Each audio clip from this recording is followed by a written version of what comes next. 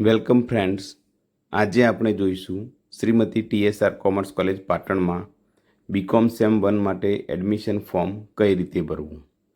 તો મોબાઈલની અંદર સૌપ્રથમ ગૂગલ ક્રોમ ઓપન કરીશું. એની અંદર સર્ચ બટનની અંદર tsrcc.org લખી એન્ટર આપીશું.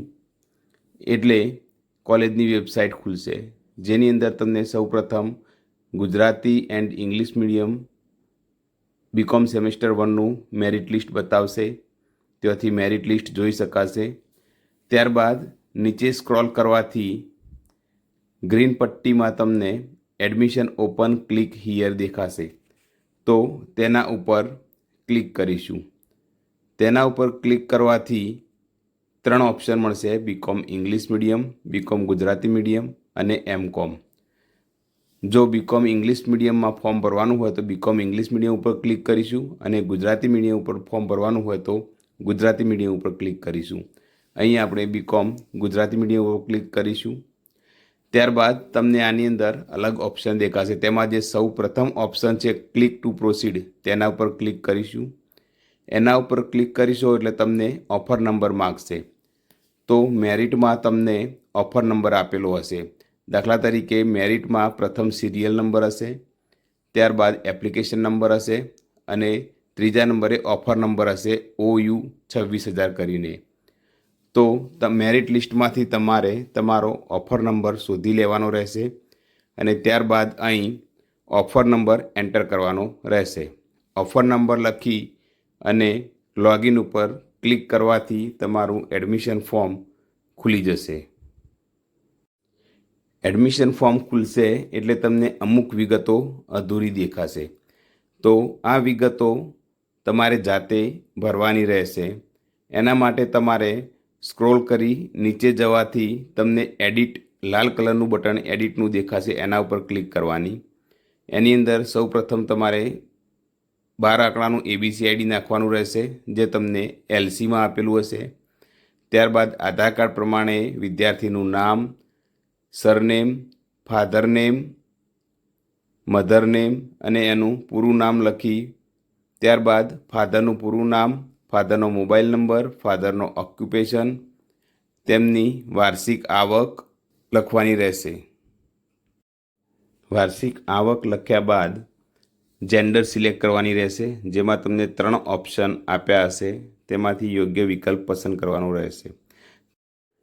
ત્યારબાદ મેરિટલ સ્ટેટસ પસંદ કરવાનું રહેશે, જેમાં તમને 4 ઓપ્શન મળશે. તેમાંથી જે યોગ્ય વિકલ્પ હોય તે તમારે પસંદ કરવાનો રહેશે.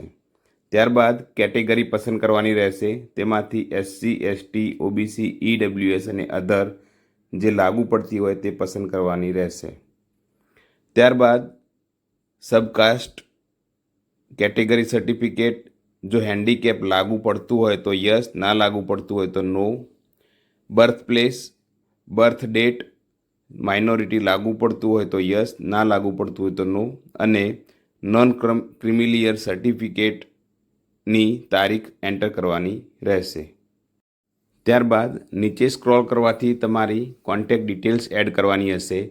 તેમાં તમારું પરમેનન્ટ એડ્રેસ, ટેમ્પરરી એડ્રેસ, તમારા ગામનું નામ, તાલુકો, જિલ્લો, પિનકોડ, રાજ્ય, nationality, mobile number, phone number જો અલ્ટરનેટ હોય તો લખવાનો રહેશે, સ્ટુડન્ટ ઈમેલ ID અને આધાર કાર્ડ નંબર લખવાનો રહેશે.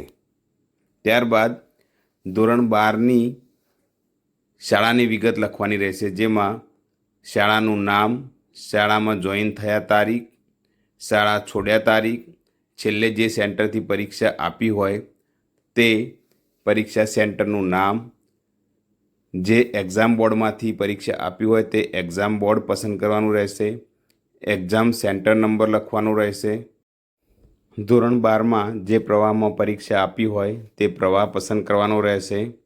ત્યારબાદ તેની નીચે પરીક્ષાની વિગત એટલે કે પાસ કર્યા વર્ષ, પાસ કર્યા મહિનો અને તેનો સીટ નંબર વગેરે ડિટેલ એડ કરવાની રહેશે.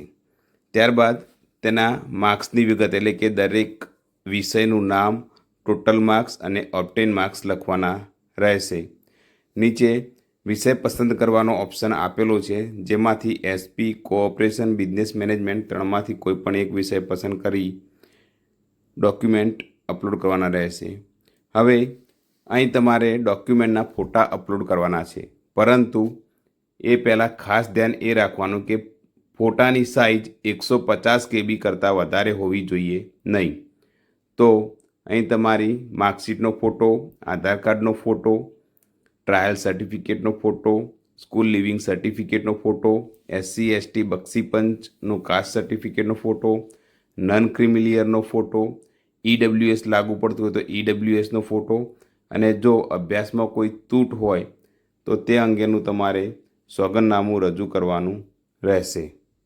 ત્યારબાદ આ ડોક્યુમેન્ટ અપલોડ કર્યા બાદ છેલ્લે નીચે બાંહેધરી ઉપર ટિક કરી સબમિટ કરવાથી તમારું ફોર્મ સબમિટ થઈ જશે. સબમિટ કર્યા બાદ કોલેજમાં આવી તમારું ફોર્મ વેરીફાઈ કરાવી અને ફી ભરવાની રહેશે. ત્યારે તમારું એડમિશન કન્ફર્મ ગણાશે.